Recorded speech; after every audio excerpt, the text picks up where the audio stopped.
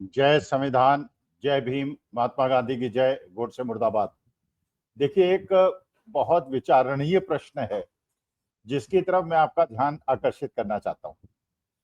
आपने नोट किया होगा कि जब जब भारतीय जनता पार्टी ने या आरएसएस ने या कुछ नेताओं ने संविधान में संशोधन की बात की है तो भारतीय जनता पार्टी को नुकसान हुआ है।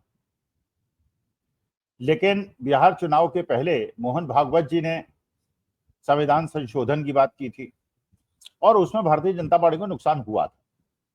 बिहार में इलेक्शन होने वाला है, फिर जो अगले आरएसएस प्रमुख बनने वाले हैं दत्तात्रेय हसबोले, उन्होंने ये कहा है, जो आप लोगों को सबको पता है, कि समाजवाद और धर्मनिरपेक्षता इसको संविधान से हटाया जाए क्योंकि ये इमरजेंसी में लगाया गया।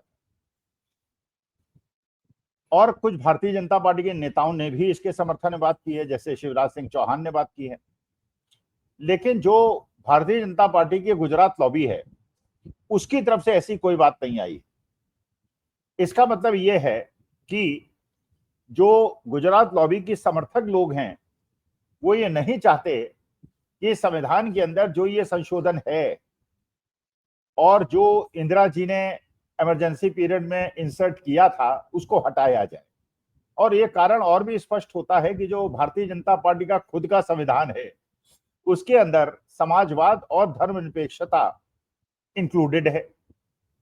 अब आखिर प्रश्न ये उठता है कि आरएसएस और आरएसएस के समर्थक और मोदी जी के विरोधी भारतीय जनता पार्टी के अंदर इस बात को क्यों उठा रहे हैं जबकि उनको पता है कि भारतीय जनता पार्टी को इससे नुकसान होगा। देखिए, इस बात को समझने की बहुत ज्यादा आवश्यकता है। बहुतांश लोग ऐसे हैं देश के अंदर जो चाहते हैं कि संविधान जैसा था वैसा रहे और उसके अंदर जो इंदिरा जी ने उसको मजबूती देने के लिए, जबकि संविधान के अंदर जो प्रावधान है वो सारे के सारे समाजवादी सिद्धांत हैं और धर्मनिरपेक्षता के सिद्धांत हैं, तो अगर उसको मुखर रूप से प्रस्तावना में डाल दिया जाए तो इसमें कोई हर्ज नहीं। और आपको ये भी पता है कि उसके बाद अटल जी की भी सरकार रही 6 साल, उन्होंने भी संशोधन करने की बात नहीं सोची और मोदी जी की भी 11 साल की सरकार हो गई, उन्होंने भी संशोधन करने की बात नहीं सोची क्योंकि एक मतैक्य बन गया था कि जो चीज संविधान के अंदर है उसको प्रस्तावना में डालने से क्या हर्ज है। लेकिन ये दत्तात्रेय हसबोले ने क्यों उठाया और ये शिवराज सिंह चौहान ने क्यों उठाया, इसको समझने के लिए देखिए एक चीज और आवश्यक है, ये समझा जाए कि गुरु रैदास और तुलसीदास इनके बीच के जो विचार हैं उनको स्पष्टता से समझा जाए। देखिए, रैदास ने यह कहा था कि ब्राह्मण मत पूजिए जो होवे गुणहीन, पूजिए चरण चंडाल के जो होए गुण प्रवीण। मतलब रैदास ये कहना चाह रहे थे कि जात के हिसाब से नहीं, वर्ण के हिसाब से नहीं, बल्कि ज्ञान के हिसाब से किसी का आदर करना चाहिए और उसको अपना गुरु बनाना चाहिए। ये गुरु रैदास का कहना था। और तुलसीदास जी का क्या कहना था? तुलसीदास जी का कहना था कि पूजहि विप्र सकल गुणहीना, शूद्र न पूजहु वेद प्रवीणा।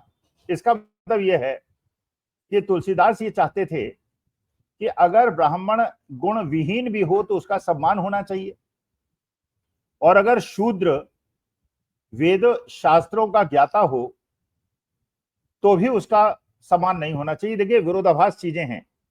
इसका मतलब यह है कि जो तुलसीदास ने कहा और जो रैदास ने कहा वो बिल्कुल एक दूसरे के अपोजिट है। राष्ट्रहित में क्या होना चाहिए? तुलसीदास जी ने एक बात और कही थी जो बाद में उसका स्पष्टीकरण भारतीय जनता पार्टी के बहुत सारे लोगों ने दिया। उन्होंने कहा था शूद्र गंवार पशु नारी ये सब ताड़न के अधिकारी। खैर, उसका स्पष्टीकरण दिया, ताड़ने का मतलब ये होता है, ताड़न का मतलब ये होता है। लेकिन इसका मतलब ये है उस समय गोस्वामी तुलसीदास जी के समय इस प्रकार की वर्ण व्यवस्था थी जिसके अंदर पशु को, शूद्र को और नारी को एक समान समझा जाता था। ये बात बहुत पुरानी है। लेकिन आज के परिप्रेक्ष्य में जहां पूरे विश्व के अंदर वर्ण विभेद, जाति विभेद और रंग विभेद के खिलाफ बड़े बड़े आंदोलन खड़े हुए हैं, और कई देशों की सत्ता बदल गई है, वहां पर 300 साल 250 साल पहले की जो मानना थी उसको स्थापित करना और मनुस्मृति के एक रूप को संविधान को देना। पता ही है आपको, जब देश आजाद हुआ था उसके पहले बहुत सारे ऐसे लोग थे जो संविधान की व्यवस्था के विरोधी थे, और जब संविधान बना और बाबा साहब भीमराव अम्बेडकर ने और संविधान सभा ने उसको बनाया, तो एक बहुत बड़ा वर्ग ऐसा था जो कि मनुस्मृति को लागू करना चाहता था और ये कहता था कि इसमें भारतीयता नाम की कोई चीज नहीं है संविधान के अंदर, इसलिए ये हमारे इथॉस के खिलाफ नहीं है और इसका विरोध होना चाहिए। तो सवाल यह है कि क्या राष्ट्र हित में संविधान बेहतर है देश के लिए, या उसमें संशोधन बेटर है और उसे मनुस्मृति के रूप में ले जाना जो कुछ लोगों का मकसद था वो बेहतर है।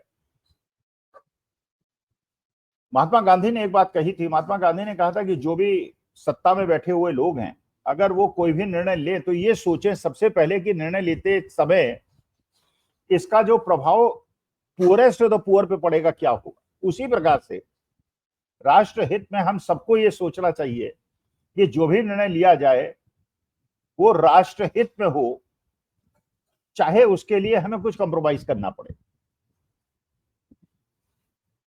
अब जब जागृति हो गई है और देश के अंदर वो स्थिति नहीं है जो 300 साल पहले थी, और जो ओबीसीज हैं, दलित हैं, अल्पसंख्यक हैं, उनके अंदर जागृति हो गई है, अपने अधिकारों के प्रति वो सजग हो गए हैं, तो ऐसे समय में वो गोस्वामी तुलसीदास वाली बात कि ब्राह्मणों को चाहे वो गुणहीन हो उनको सम्मान मिलना चाहिए, और शूद्र अगर गुणवान भी हो तो उससे सम्मान नहीं मिलना चाहिए, क्या ये चीज राष्ट्र हित में होगी? क्या इससे देश जो है वो, मेरे ख्याल से जो संविधान के अंदर ये सबको समान अधिकार दिए गए थे और रिजर्वेशन दिया गया था, इसका मुख्य कारण ये था कि बाबा साहब भीमराव अम्बेडकर और संविधान सभा के लोग ये जानते थे कि अगर एक देश के बड़े वर्ग जिनकी जनसंख्या 24-25% है और जिनको अधिकार नहीं मिले हैं, अगर उनको अधिकार नहीं दिए गए और ये नहीं दिखाया गया कि हम आपको अधिकार देने के लिए इच्छुक हैं, तो देश की एकता अखंडता पे खतरा पैदा हो जाएगा। इसलिए ये लाया गया, और यही कारण है कि सत्ता कहा गया था 10 साल के बाद इसका पुनर्निरीक्षण होगा, 75-77 साल के बाद भी नहीं हो पाया, क्योंकि everybody knows nobody can now touch it. जो आज की स्थिति है उसके हिसाब से इसको टच नहीं किया जा सकता। लेकिन जो मूल विषय था जिसपे हम बात कर रहे थे कि आरएसएस संशोधन की बात कर रही है, शिवराज सिंह चौहान जो कि कुपित हैं, मानी बात है कुपित है, क्योंकि जो मध्य प्रदेश का चुनाव भारतीय जनता पार्टी ने जीता था वो शिवराज सिंह चौहान के कंधे पे जीता था, लाडली बहन योजना की वजह से जीता था, और उनको मुख्यमंत्री नहीं बनाया गया, और दिल्ली दरबार में वो भी बाकी मंत्रियों की तरह हाजिरी लगा रहे हैं। आरएसएस की मंशा क्या है? आरएसएस की मंशा क्या ये है, क्योंकि एक और चीज आपने दर्शन देखा होगा कि बीजेपी के प्रेसिडेंट का चुनाव नहीं हो पा रहा है, और ये बार बार कहा जा रहा है इस महीने तक हो जाएगा, ये हो जाएगा, वो हो जाएगा, लेकिन आरएसएस और भारतीय जनता पार्टी की गुजरात लॉबी के बीच में एक संघर्ष चल रहा है जिसमें प्रेसिडेंट चुनाव जाना बहुत मुश्किल हो रहा है। वो अपने नाम बता रहे हैं, ये अपने नाम बता रहे हैं, और आरएसएस के बड़े बड़े लोग दिल्ली बैठे हुए हैं और अध्यक्ष पद पे बात चल रही है, क्योंकि इनडायरेक्टली आरएसएस, क्योंकि वो मोदी जी से बहुत ज्यादा खुश नहीं है और शिवराज सिंह चौहान भी खुश नहीं है, तो जो संशोधन की बात कर रहे हैं वो एक प्रकार की चेतावनी दे रहे हैं मोदी जी को और गुजरात लॉबी को कि अगर तुमने हमारी बात नहीं मानी बीजेपी प्रेसिडेंट के लिए, तो हम ऐसी स्थिति पैदा कर देंगे कि बिहार का चुनाव तुम जीत नहीं पाओगे, क्योंकि इस विषय पे जितनी ज्यादा चर्चा होगी उतना ज्यादा आरजेडी को फायदा होगा, कांग्रेस को फायदा होगा, लेफ्ट को फायदा होगा, और भारतीय जनता पार्टी को नुकसान होगा। और अगर कंप्रोमाइज कर लेते हो और ये मान लेते हो कि बीजेपी की लीडरशिप और प्रधानमंत्री की लीडरशिप, जो आरएसएस के सबसे खासम खास आदमी हैं नागपुर स्थित नितिन गडकरी साहब को प्रधानमंत्री बनाना, और भारतीय जनता पार्टी का अध्यक्ष भी किसी विप्र को बनाना जो गोस्वामी तुलसीदास आरएसएस की विचारधारा के अनुसार है, क्योंकि इस संविधान के अनुरूप ही माननीय मोदी जी आज देश के प्रधानमंत्री हैं। माननीय मोदी जी, ठीक है, जब 2002 के पहले उनकी जो कास्ट थी वो अपर कास्ट थी। जो घांची कास्ट होती है, मोदी जी जिसको बिलोंग करते हैं, वो अपर कास्ट थी। लेकिन जब वो चीफ मिनिस्टर बने तो उन्होंने उसको ओबीसी में डलवा दिया। उनका बस चलता तो दलित में डलवा देते, आदिवासी में डलवा देते, जिससे एक बड़े वोट बैंक पे वो अपना अधिकार कर सकते। लेकिन अब वो ओबीसी हो गए, वो सवर्ण तो रहे नहीं। तो अगर संविधान में संशोधन हो जाए और इसे मनुस्मृति का रूप दे दिया जाए, तो आज के तारीख में जो पूरी व्यवस्था है, जिसमें एक राष्ट्रपति, एक आदिवासी आदरणीय महिलाएं, उपराष्ट्रपति भी जाट समुदाय से आते हैं और प्राइम मिनिस्टर भी ओबीसी समुदाय से आते हैं आज के तारीख में, तो फिर वो संविधान ही के अनुरूप हो रहा है। संविधान के अनुरूप ही इन लोगों को स्थान मिल रहा है। लेकिन अगर मनुस्मृति जैसी कोई व्यवस्था कायम हो गई तो यहाँ पे इन लोगों के लिए फिर उसी प्रकार से जैसे आरएसएस में जब से उसका सृजन हुआ है आज तक जितने भी आरएसएस प्रमुख हुए हैं, या तो ब्राह्मण हुए हैं या राजपूत हुए हैं, किसी ओबीसी दलित को स्थान नहीं मिला है। वही परिस्थिति देश के राष्ट्रपति और प्रधानमंत्री की होगी। और मोदी जी को लगता है, गुजरात कवि को ये लगता है, ये स्थिति उनके अनुकूल नहीं होगी, इसलिए वो चुप है। और क्योंकि उन्हें बिहार इलेक्शन में वो जानते हैं कि अगर मुद्दे को बहुत ज्यादा उछाला गया तो इससे वही स्थिति बन जाएगी जो एक बार पहले बन चुकी है जब मोहन भागवत ने बात की थी। तो यही एक संघर्ष है मनुस्मृति और संविधान के बीच का। लेकिन राष्ट्र हित में ये आवश्यक है और ये आप सब लोग महसूस कर रहे होंगे, चाहे आप किसी वर्ण को बिलोंग करते हो, किसी रिलीजन को बिलोंग करते हो, किसी कास्ट को बिलोंग करते हो। ये हमारे देश की जो व्यवस्था है वो इतनी सुदृढ़ और इतनी एकता अखंडता इसीलिए कायम रही है, इतने ज्यादा भेदों के बावजूद, डाइवर्सिटी के बावजूद, उसका मुख्य कारण संविधान है। और ये आरएसएस का और बीजेपी गुजरात कवि का जो संघर्ष है, ये देखिए क्या रूप लेता है। लेकिन समय बताएगा कि मनुस्मृति की लॉबी जीतेगी या संविधान की लॉबी जीतेगी। अपोजिशन पूरी तरह से संविधान के साथ खड़ा है, जैसे 2024 के लोकसभा चुनाव के पहले खड़ा था। चलिए देखते हैं क्या होता है। नमस्कार, धन्यवाद और प्रणाम।